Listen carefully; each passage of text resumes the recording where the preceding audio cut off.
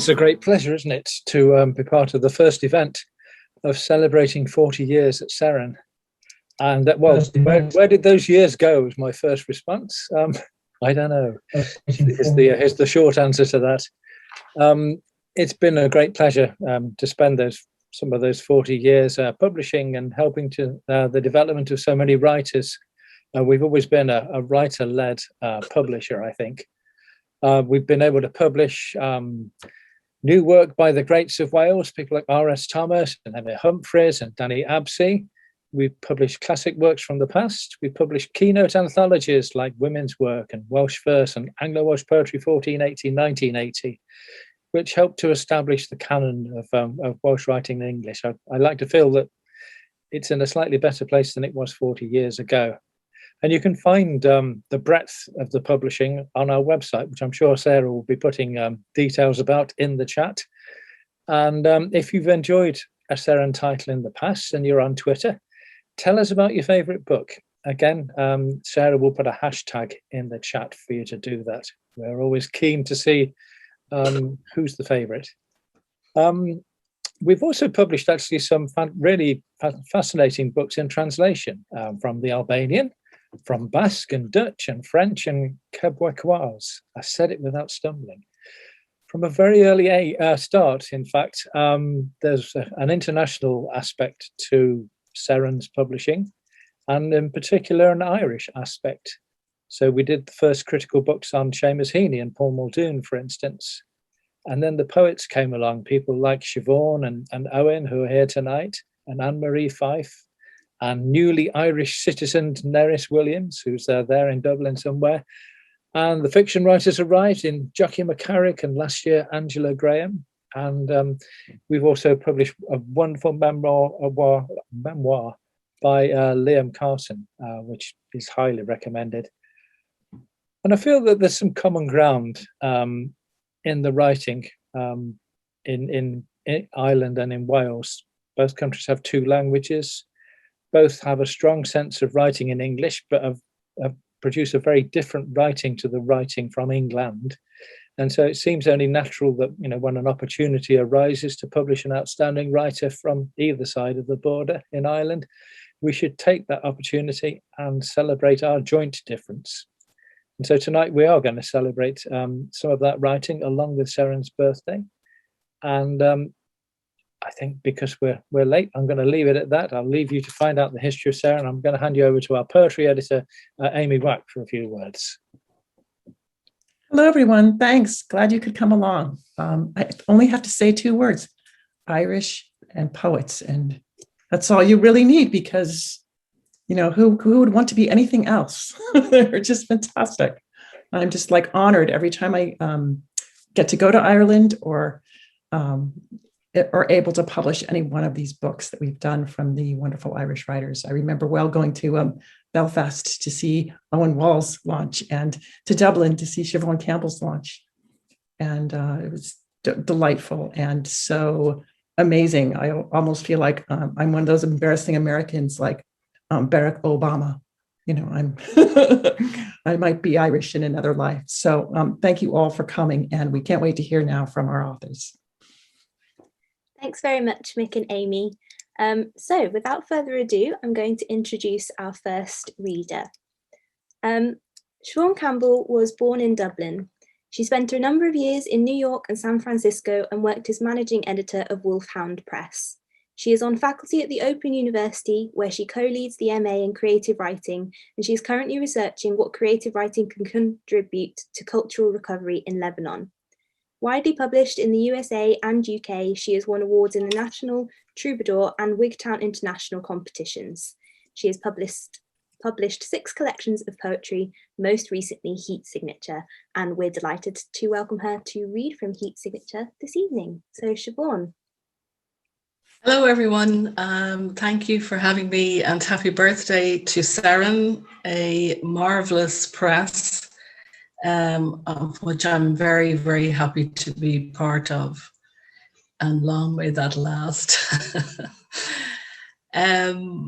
Maybe because of the times that are in it, I was hoping to read poems that had some epiphanies or maybe enchantments.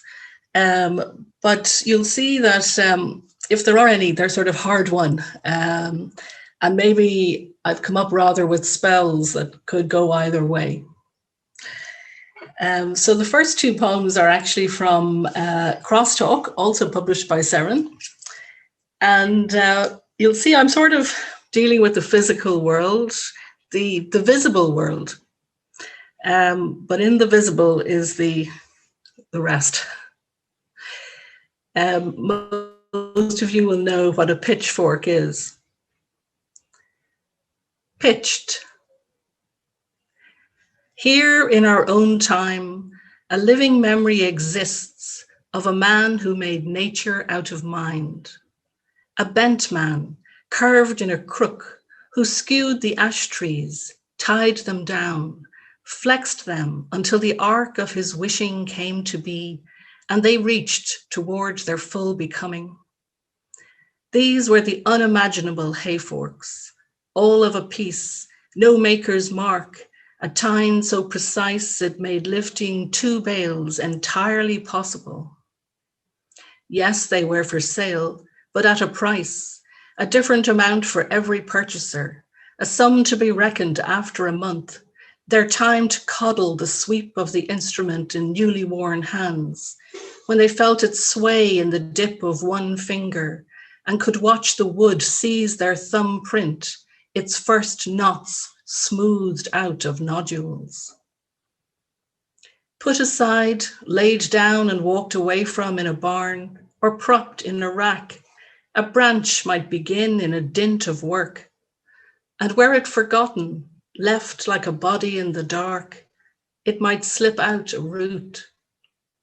But this is conjecture.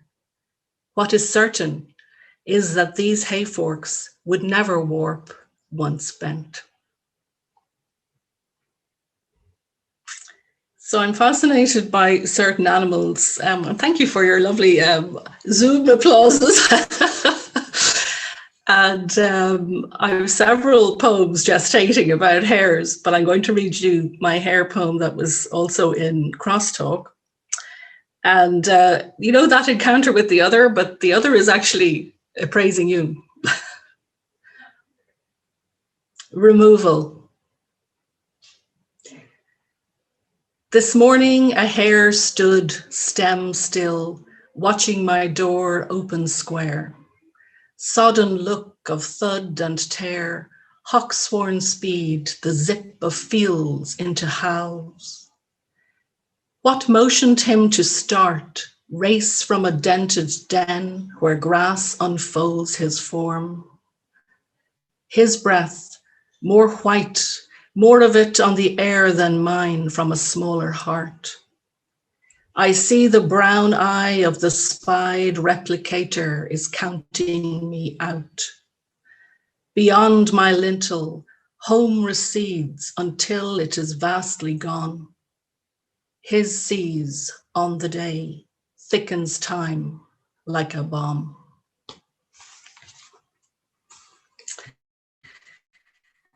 So cows are another current obsession, and there are some fabulous cows near us here at the River Mill in County Down, where I'm here with the wonderful Emma Must, who's in the audience.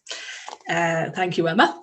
It's a writing retreat. If any of you ever get a chance, look it up. Oh, it's just an ideal. I don't even want to tell you about it. It's so good because I don't want you all to send, but no, I do really. So this is called About Cows, or is it? About cows. They shit a lot, and at first it is a warm pat ridged with raised circles as it dries. Water stopped in its tracks, or a viscous jelly hardening from the outside in. I think of dying in a pool of shite, the one my mother meant. Go take a running leap in the slurry pit for all I care. We had lost 3 cats that summer. Seeing them stiffed, legs rigid and shining, made an art of death. But this was to be about cows. Their lumbering walk to the gap to be milked, as if they know more together than apart. They can smell a stream of fresh water from a mile. They can hear grass growing under the bull. They hold time in their four stomachs, chewing it down till the evening milking, feeling the hours move on through. They do not miss the calves they have had taken. No attachment is apparent in 3 days. Perhaps, like the farmer in a unit of money, they count on exchange. Cows know their own patch, but they'll stray to graze another's, swung towards the hedge in rain, heads dripping, tail swatch, taking a rest from flies. Apparently rural, but worldly wise, cows know that loss is our only measure, expiation a passing pleasure. So maybe there's the odd epiphany there, I don't know. So as you can see, I'm sort of trying to look closely at things, and this poem, I guess, does that too. And I don't write love poems, much to my husband's chagrin, but this has the word love in it. Concentration. What are things made of? The scrape of the potty from under the bed would wake the dead. My grandaunt's squat of balance as she aims, hitching a flannel nightdress high enough to miss its faded pinkness. Back into bed lighter, pot pushed under, a yellow fresh smell like a shape in the room. Steam must be rising from both sides beneath us. If we were taken, assumed, we would be ready, be calmed, made holy by the body. Her King Charles spaniels with Venetian glass eyes look on from either end of the mantle, forever apart in painted disdain, making space actual between them. The pride of one is trumped by the wink of the other. When things attract our deep attention, they give back out that stare that we put in. We know this is commitment of relation, and though it seems innocent to say, it is a form of love. So I think I just about get away with the love word there. So I've been asked to read this poem, so that means I have greatest hits. So I'm really pleased about that. Is the sound okay? Just nod, Sarah, if it is. Has the sound been okay? Oh, good. That's a relief. So this is a poem that has appeared in several places at this point. And I suppose I am quite fond of it because it brings my wonderful mother-in-law who died far too young to mind. And it's called These Women. I'm going back briefly to crosstalk from having been in Heat Signature. So These Women has an epigraph from McDiarmid, The Wreck of the Swan. These men are no dreamers. These women are no dreamers. They make happen the full wake, the kettle hopping, the oven warm. They take death in hand and force him to be civil. In their lighting, the spitting candle calms, and the rosary settles out of irony. These women are not kind if you do not iron the sheets you borrowed, if you bring batch instead of sliced. What good is that for sandwiches? These women bar all holes in the screamed stall of the birth room. Instead, they ask for the gummed grit they found for themselves in that most alone of coupled moments. These women know how to mash potatoes, so that they charge despair out of a teenager. They have followed a father and a small child on a combine harvester, not to pick up the pieces of the boy's arm and bring them to his mother, but because they felt the call of the backfield, like something rotting in the feed shed before Chief Rat jumps out. These women will not pass through the horse meadow, even on a summer night, for there they have felt that the world might let us go. They've seen the consequence of that. Ironing keeps it at bay, and doing what is right.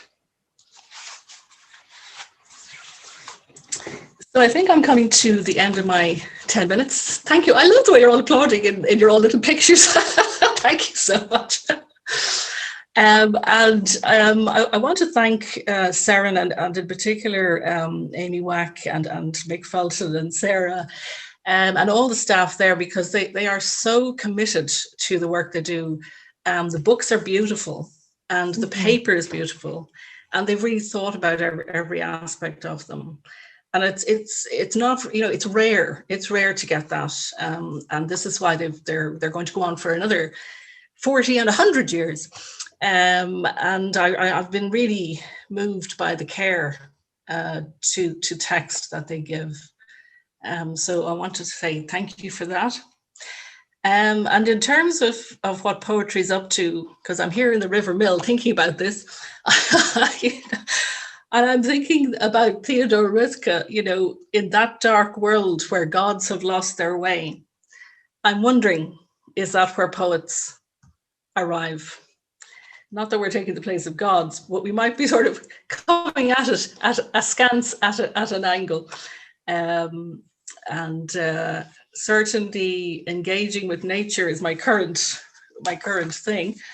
But of course, it's like Cézanne's nature, it's, what did he say? Nature is not what you see, it's actually on the inside, or something along those lines. So I'll finish with Call of the Corncrake, and it's for all unrequited lovers, but it's also a lament. The corncrake bird is disappearing, although the newly introduced pairs have had youth, so there's hope. And thank you all for your wonderful listening. Call of the Corncrake. There is a tip of forever in the wait for the cut, when you fly low on rufous wings and call out your court. Crane-necked, we hear you rattle through grass, hoping to mate before meadows are sheared. A line that might stop. No crex comes back before the machine grinds in the gap. What sight is right? We hope to spy while you scour the meadow, high beak, high eye. Thank you very much. Thank you very much, Siobhan. That was wonderful. So our next reader this evening, we're going to now have some fiction, I think. So our next reader is Jackie Mccarrick. Jackie Mccarrick lives in Dundalk, sorry if I said that wrong, and studied at Trinity College, Dublin. She is an award-winning playwright and short story writer who also writes poetry and novels. Her play Belfast Girls has been performed around the world and was shortlisted for the Susan Smith Blackburn Award and BBC Tony Doyle Award. Her collection of short stories, The Scattering, by Seren, was shortlisted for the Edge Hill Prize. Jackie, over to you. Thank you, Sarah. That was so lovely, Siobhan. Thank you. Hi, it's lovely to be here to celebrate 40 years of Seren books and to read with Angela, Owen and Siobhan. And thanks to Sarah and Mick for inviting me. I'm going to read today from my story, The Jailbird, which is from The Scattering, published by Seren a few years ago. It's an extract, so you're going to need some context. Michael McDade used to be in a noted band in Borderland, County Monaghan, but now at 35 years of age lives with his mother, Connie, herself a noted amateur actress, often compared to Meryl Streep. The McDade house is attached to their grocery store, in which is a large poster of Connie in a play. Michael now cares for the local foxes, and we meet him in the story with meeting his old flame, Martha Cassidy, who was also in the band that he was in.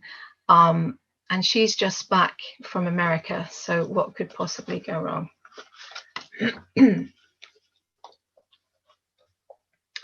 Martha stood on the highest hill. The evening was fine, the sun fat and low in the sky. Before us the bog simmered. Everywhere bees and flies swirled about plants that had been growing there for as long as I could remember. Foxtail, vetch, purple moorgrass, bog cotton, tormentil, deer sedge, bog asphodel, bindweed, ling, sundew. The land below us was covered in lush-looking crops, and the haze of them breathing filled the air. The rushes shook by the stream behind us. The gorse throbbed with light. Out on the heather I'd lain a flask of tea, the leftovers of cocoa scraps for the foxes, and my cigarettes. I lay back and watched the fleet bog wind blow through Martha's hair, as if pulling it up and out by invisible marionette strings as she leapt from rock to rock. It could have been 20 years ago. It was like no time had passed at all, as if it had been breached somehow, folded back on by this tryst at the top of the bog, like those we had had many years before. Ladies Bray, Devlins, Pat Mays, Daly's, Keedy, and over there, Dundalk Bay.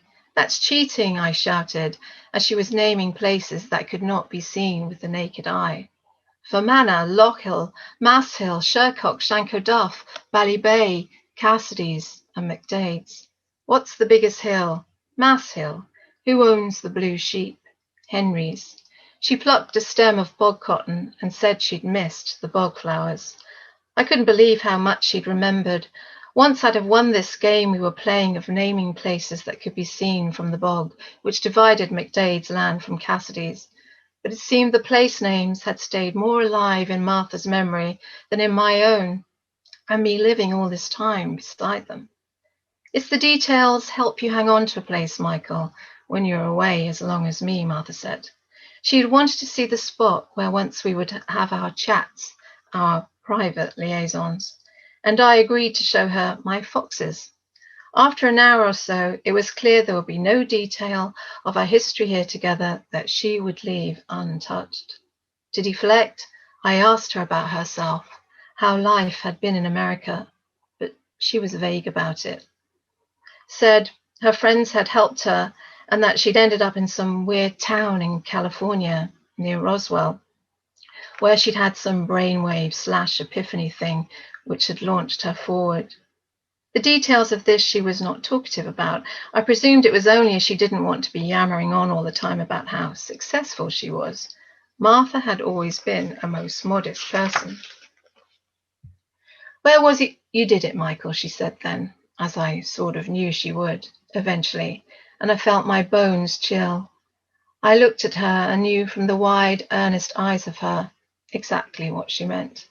Over there, I said, and pointed to a flat stretch of lichen close to the stream. I was sort of annoyed she'd brought the matter up. I wanted to ask, did she want to erect a fucking plaque there or what? But of course I didn't. She turned away.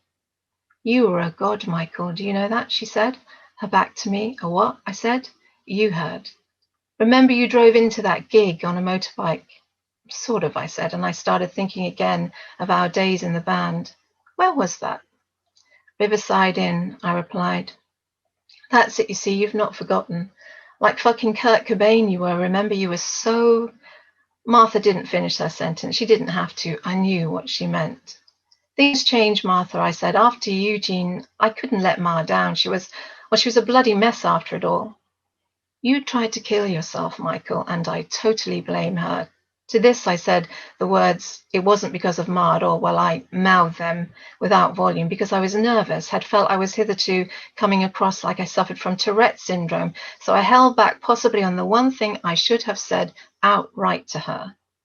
I realized that in all the years we'd been apart, she still did not know why I'd come up to the bog that day. She thought it was to do with my mother's usual prodding and poking. I saw too that Martha still had the old confidence in me, still saw in me that God, as she put it. So how could I tell her I'd come up here like a ninny, missing my dead brother, pulled this way and that by my mother's attempts to wreck my life as she had Eugene's, stuck between love and guilt and sick with the indecision, at once paralyzed and overwhelmed, and taken a blade to my own arms because of her, because she was going to leave me here alone in this closed and sodden tomb of a county. That night I arrived home to find Ma had bolted the door. I'd had a few jars with Martha in town and had walked her back on the balmy night to Josie's, her aunt's place. In the pub, we'd bumped into a few old faces, including Noel, who ran his father's butcher's on High Street. He'd run with us for a while. Everyone was glad to see us. In fact, the whole evening had been rather wonderful. And I was closer to feeling like a god this first night with Martha than I'd felt in a long time. "Open the door, Ma," I shouted up at the window. No sound. Then the curtains were wrenched back and I could see her staring down at me, glasses on, chocolate brown hairnet pinned to her head, no doubt to protect for Coco Conway those grey, golden, Meryl Streepish locks of hers. "Come on, Ma, open the door," I shouted. I could hear her footsteps then, heavy on the stairs, and eventually she unlocked the door, making a big ceremonious deal out of the whole lot, the bolts, the mortise lock, and opened it slightly with the chain still on, and looked straight at me, her own and only living son. "Who is it?" she said. "Jesus, fuck, you know it's me, Ma. You just looked down at me from the window." And then this long black shotgun was being pointed at me, and I screamed. As soon as she pulled back, I burst clean through the door, breaking the chain. When I stumbled in, Ma was up against the stairs, pointing the yoke straight at me. I honestly thought she would fire. I could see something dark and cruel in her. In all the years we'd been cooped up in this house together, which was bad enough after Eugene and worse after my father died, I'd never directly encountered this look, but I had felt it.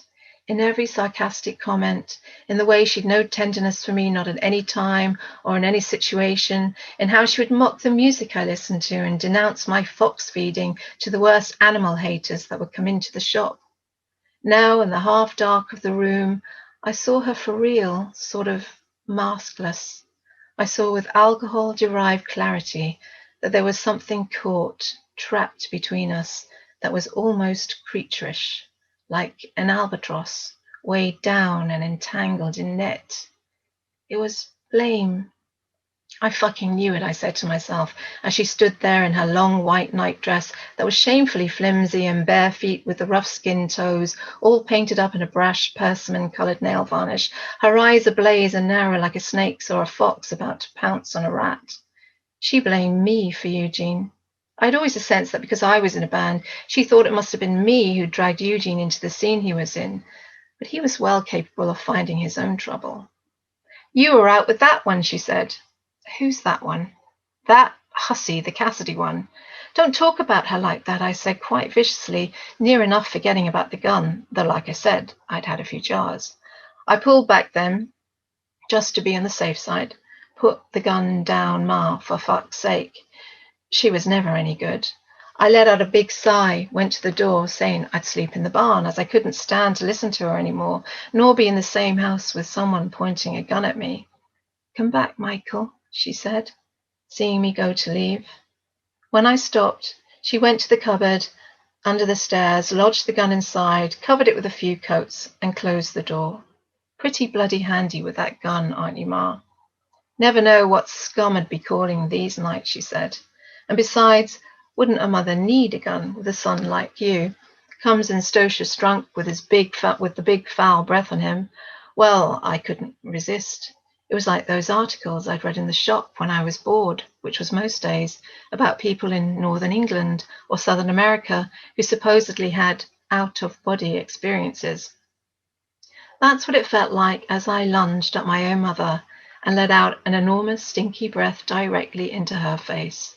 She screwed up her eyes and mouth with the repugnancy of it, turned away. Oh, this is what she's done to you. What she's always done to you. Makes you belligerent. That's what it is. It's not belligerence. It's fucking freedom. That's what it is. It's fucking freedom. That's what she gives me, Ma. Freedom to be myself. Liberty. Liberty, Ma said mockingly, and stood there shaking her head, a crafty smile spreading across her face. I was annoyed that she could come so quickly back from the disgusting thing I'd just done to her. I think I'd have halted in my tracks, thrown myself down at her feet, begging her forgiveness had she, say, started to cry. But no, she'd gotten a taste for a row and was going to stand her ground, and she did, and she looked just like she did in the poster on the wall by the shop door.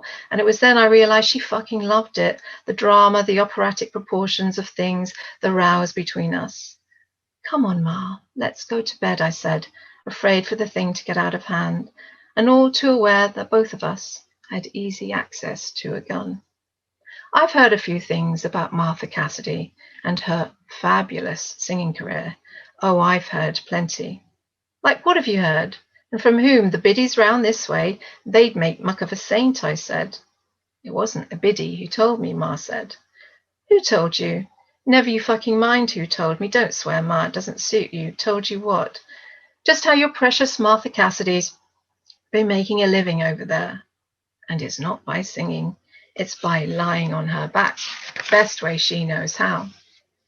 I looked at my mother, at her mouth, all foamy and thin and twisted, and all the horrific stories I would read in the newspapers each day came suddenly into my mind, instantly metamorphosed as stories with me and Ma in the starring roles. Son bludgeons own mother to death in row. Meryl Streep mowed down in Castle Moyne. Son of woman who ruined his relationship with the love of his life and caused her firstborn son to stop taking his insulin in order to get the fuck away from her, turns nasty and shoots his mother's head clean off. All this zipped through my brain, along with the words Ma had just said about Martha earning her keep in a supine position, as the two of us stood there, simmering with rage, in the alcohol-scented room, and way, way, way back towards my spinal cortex, a little thought started up that just maybe my mother was right about Martha. This was the terrible, insidious hold Ma had on me, that even when she was spiteful and wicked, a part of me thought she was right. Thank you. I see the hands. I can't hear it. Thanks very much. Thank you, Jackie. Another wonderful reading. I was totally. Oh, thanks. Hard. Our next reader is Owen Walls. Owen was born in Derry in Northern Ireland. He studied in Wales, Dublin and Belfast, where he completed a PhD in phenomenological poetics in the Seamus Heaney Centre. He won an Eric Gregory Award in 2006, an Irish Arts Council bursary in 2009, and his work has been published widely in journals and anthologies throughout the UK and Ireland. His first collection of poems, The Salt Harvest, was shortlisted for the Strong Award for Best First Collection, and his second collection, Pigeon Songs, was shortlisted for the Pigott Poetry Prize. Owen, over to you. Hello. Can you hear me now? We can. I beg your pardon. First, I'd like to thank Amy and Sarah and Mick for organising this event and doing everything they do with books, which is really good. And I'd like to thank all you for coming and all the readers tonight. They're all great. I'm going to read some poems. Let's see where I'm starting. Here we go. I'll start from the first collection. This first one is called Heraclitus Bathes at Kivu.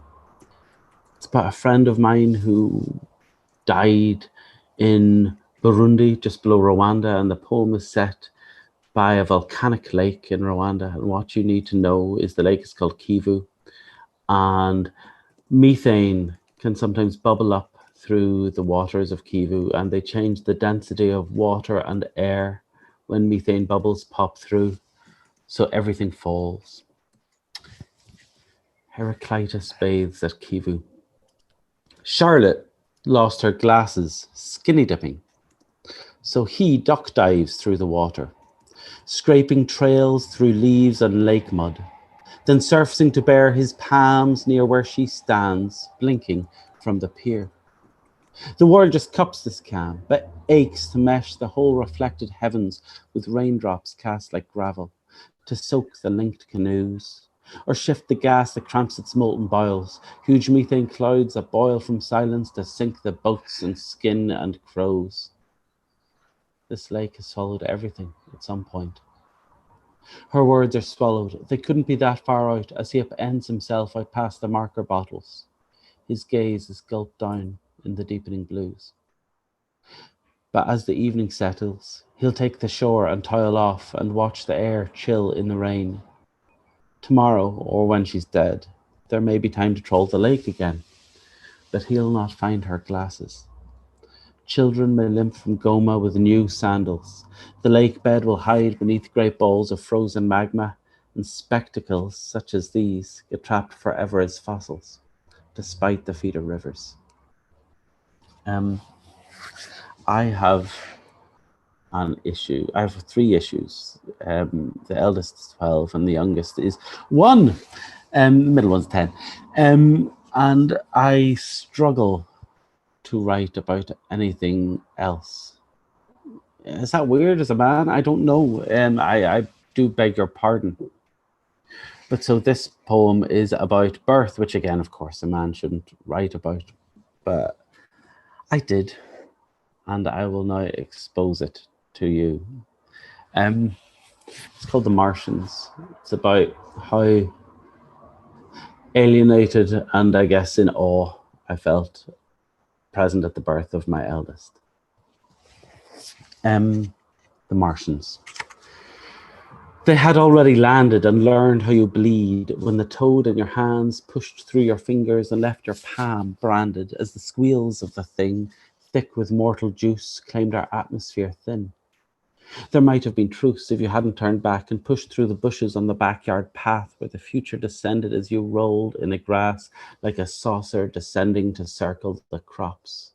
It has come to an end. The bedsheets are sodden with blood and your wife has stopped calling for God.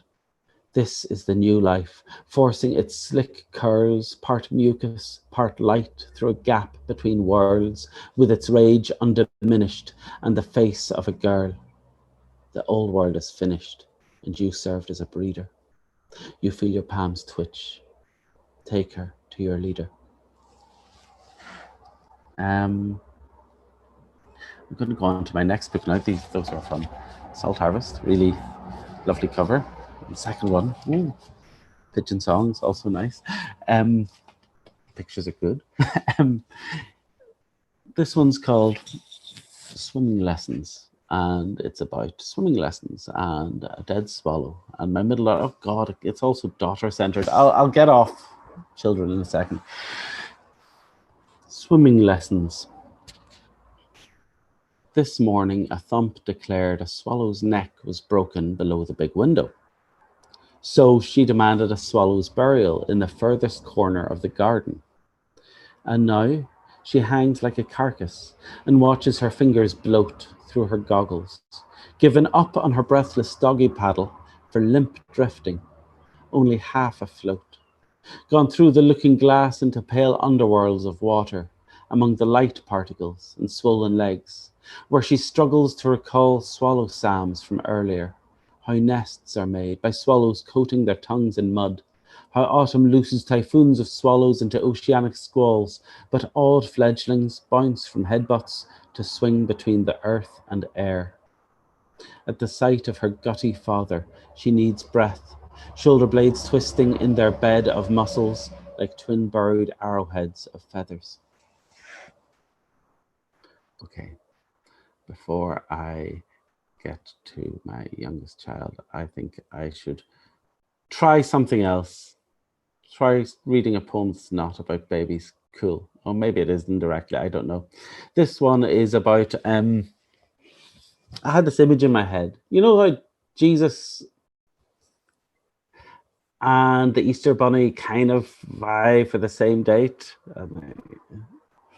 Okay, I know, I guess they're both important, but I couldn't see them as, I try to put them both in the same poem. So I imagine them as in a painting by a Russian painter called Repin. I'm not that educated, but I kept trying to write the poem and it wouldn't come out any other way. So I read loads and read about this painter Repin, and that was the only way I could imagine him painting them. I really don't know that much about painting, but these are my notes on the painting that I imagined. Notes on Repin's Easter. Note the hare's red jowls, gorged on the cud of her flensed shank, jaws slicked with foam. Repin notes, hare's breath is grass and blood, infused with its droppings and juniper berries. Christ stumbles squinting past the rolled stone, one palm to the hare in benediction, or hunger. His eyes the watery blue of Repin's deserter. Repin on the hare's eyes, lama sabachthani. Contra this, Philotian, here's Christ the clown to breathe life in her pelt like a balloon animal. Christ's face crowned in scabs, no visible halo. The hare's bloodied haunches tense to bolt. Of one, raising dead flesh into song eternal, slaked on his blood to dig us free of the earth. Of the other, leverets outstripping the hounds, pulses quickened in forms matte with afterbirth. Her bob turned. Neither will relinquish the day. The greys in Christ's beard are the hare's greys. I know, that's weird. Okay, I'm going to do a couple of poems on miscarriage. Because, yeah, it's horrible. I know there's worse things in the world. It's really sad. And I know there's worse things in the world, of course. But it was really sad. And I don't know, again, if men talk about it ever. But I know after I've read these poems in a couple of places, I've had loads of men come up to me and go, Jesus, thanks for talking about that. I couldn't say how it affected me, which is weird. I know, of course, men get the easy run. We do. Of course we do. Anyway, so here's some poems I wrote about it. This is the first one. 2 half-inchling. There is a world where your cells multiplied like the atoms in the heart of a star, exploding into eyes and heartbeats, where I would sing impatient twinkle twinkles long after midnight, the bottle in your face. Where you're baptized with a name more permanent than half-inchling, or nearly was, or 3-monther, wee not thing, clot angel, Shawn Angus, or Schrodinger's child. A world where you grew into your full potential, debating your right to picket angry commuters, lipsticking napkins with your name and number, where you grew into more than a clump of cells and grunts overheard outside the bathroom door, where it would have been legitimate to mourn. The next one is also about the same thing, but it's got one of my favorite first lines by me, or indeed, perhaps if I was arrogant, any poet. No, here we go. It's called Sweeney's Song. As I'm sure you all know, the Mad King. Come on, you're Irish. You're an Irish poet friend. Mad King Sweeney, who was turned into a bird. Well, this is Sweeney's Songs. My second collection's got loads of pigeon poems. I'm trying to keep an eye on the time, so beg your pardon if I slip. It's lockdown, I'm dazed. Sweeney's Song. Last night, I dreamt I had a second penis. A nestling chick. I knew it was the baby's. Though I knew it was going to leave us and slowly get reabsorbed into my body, there was a comfort to it. The night before, I did my weights in the blue light of the telly, working my triceps and flight muscles sore, as you flickered between 2 foreign movies. Tonight, I've stuck my head outside the train with Dundee's lights splattered in the river, my hair plastered to my skull like feathers, and I am barking like a gander in the rain. There is so much of this world I do not know, but I am coming home. I'm coming home. I guess I'm kind of on my last one, which makes sense. Or shall I do a new one that's not from the collection? Phew. I know you just want me to stick mainly to the ones in the collection. I'll do a brief one about the sadness after. You know, it kind of fits in with the miscarriage poems. This is for my newborn. Well, she's 1 year old now, but Jesus, I feel I've had her a million. This lockdown's been long. But here we go. It's called Ultrasound. I don't know if any of you have had ultrasounds ever or used them. They're weird. Must be weirder for a woman, I guess. But here we go. Ultrasound. So many years scanning Martian soil for moisture on our nth sweep down the basin of our nth crater. We stopped looking out of our stale metallic bubble to trace along our outbound tire tracks in the rubble. So forgive me if I dare speak of bodies I do not own or compare your mother's body to planetary stone. But we held out no hope of new life in the universe, just ticking off the days until our return to the earth.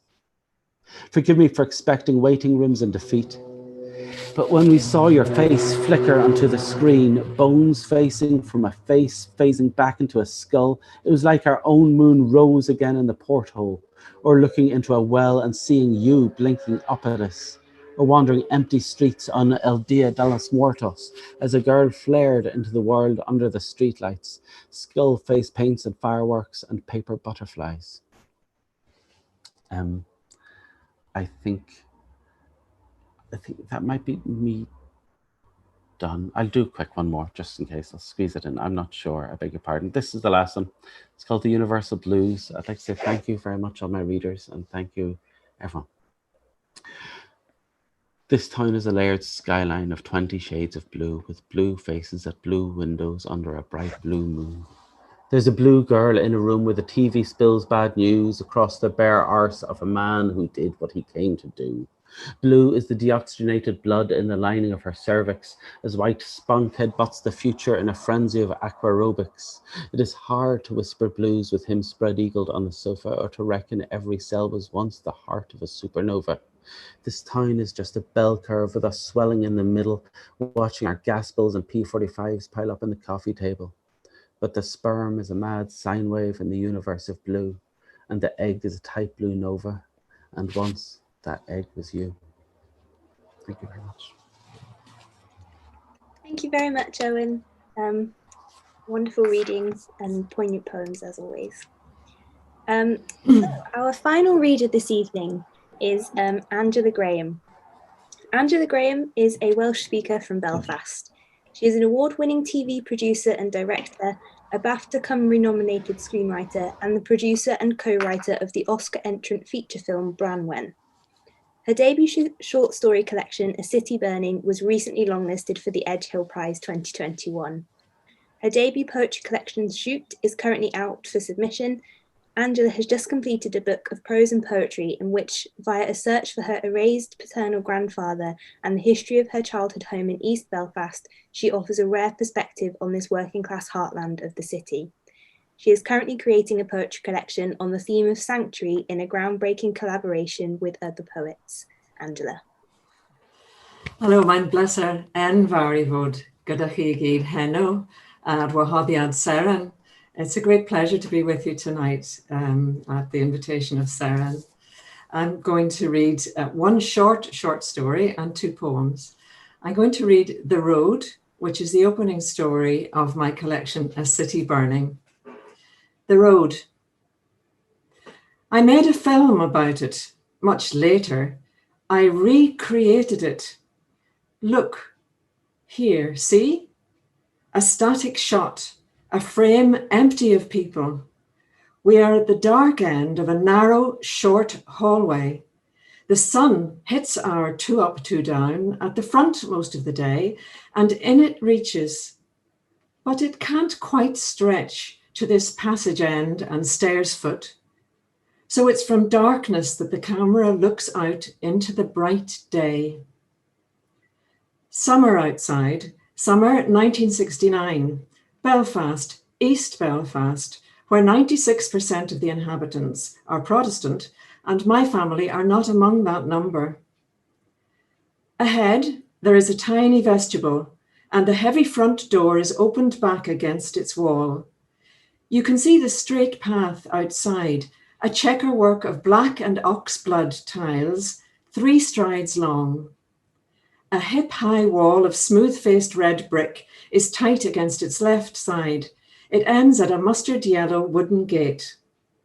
The matching terrace of houses opposite towers in shadow, very close. Imagine in that doorway the back of a tall woman. She's on the threshold, arrested in the act of sweeping the first yard of path outside the door.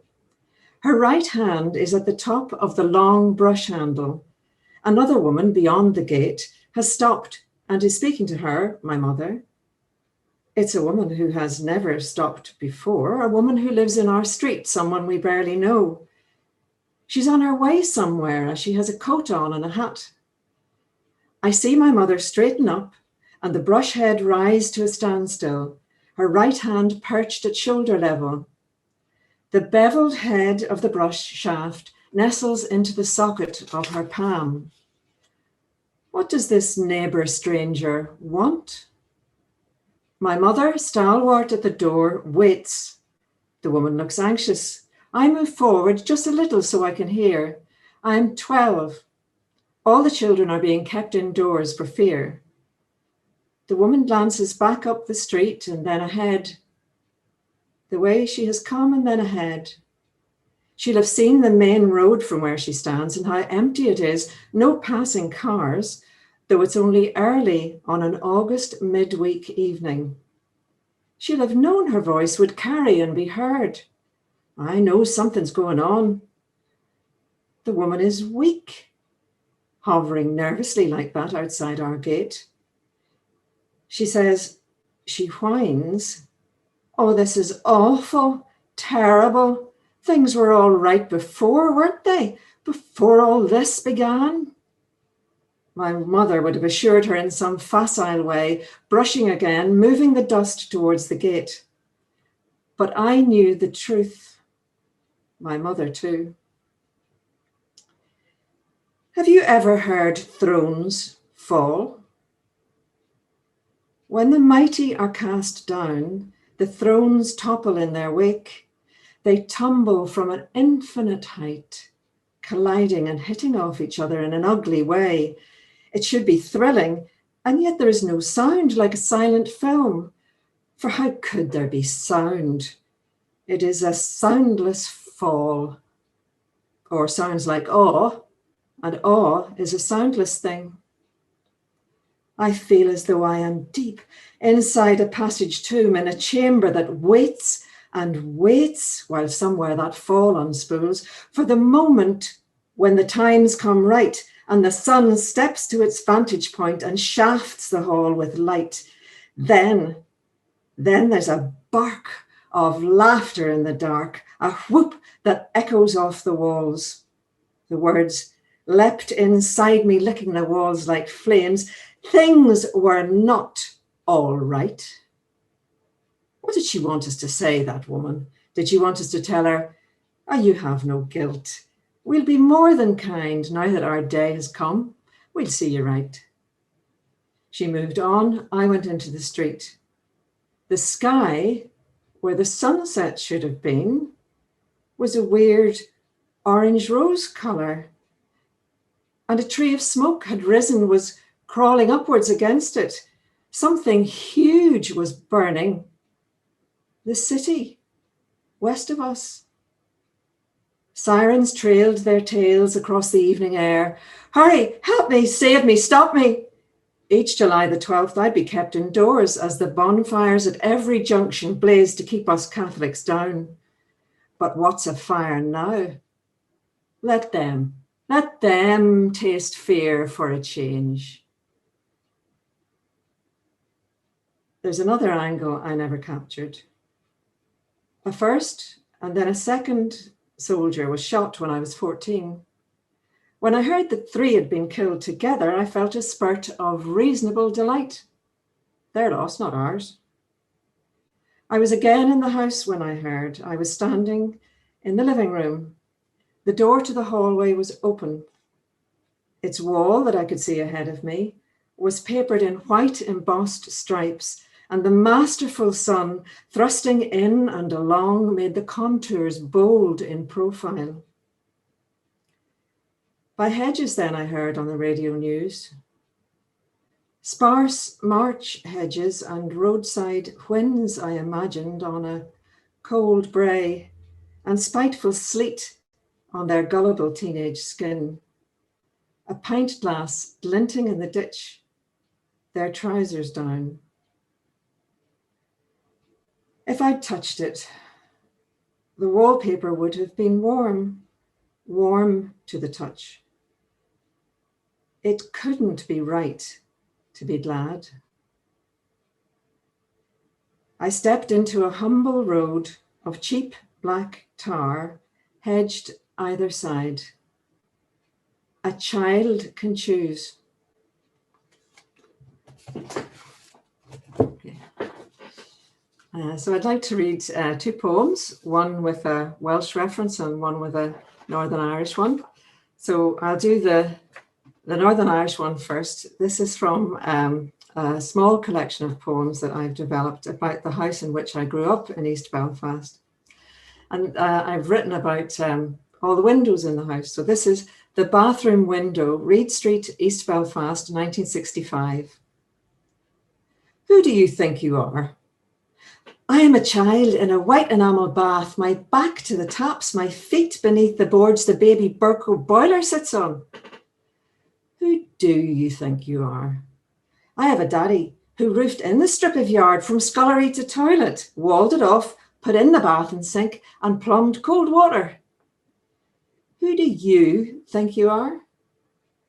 I am a herder of flamingos across a savannah, as shiny black as a lacquer box. Shockingly pink, they skirt the glassy lake. Who do you think you are? I boil the coiling sheets in the baby Burko, a scalding cauldron. Mommy wrestles the dragon into the pit for me to tread on. Who do you think you are? I am a trampler out of vintage, singing to my wall of flamingos. Mine eyes have seen the glory of the coming of the Lord. He's coming. Who do you think you are? I have a mummy whose wrists can torque a sheep to ring it dead. She's taught me how to launder. I can do anything. And you? And finally, a poem set in Wales. I've written a set of poems on the theme after iconoclasm. Iconoclasm interests me greatly because it's a destruction of things that we fear. They have power and we destroy them because they're feared. So this is about a window in a church called Llanfair Arwyddgrug, which is in English St. Mary's Mold. And there are a number of fascinating churches in Wales where the windows were destroyed at the Reformation or in the period of Henry VIII or in the Cromwellian period. And you get many interesting attempts to reassemble windows where people are trying to put back things as they used to be.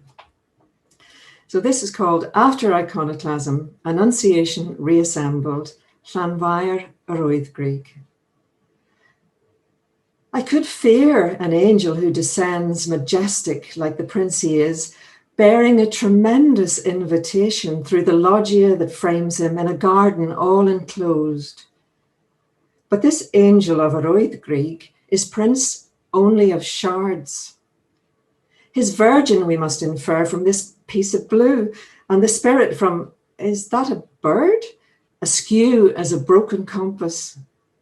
This Gabriel of Wales speeds, a comet heading eastward, his hair streaming behind him in a cosmic wind. Such an eager face, all that remains of him. Enough for us to glimpse how ardently respect and hope poised at the threshold of that girl's reply. Mae wedi bod yn fraint I fod gyda chi heno, a diolch yn fawr I Seren am yr holl gwaith. It's been a great pleasure to be here with you all, and thank you so much to Seren for all the great work you do supporting writers.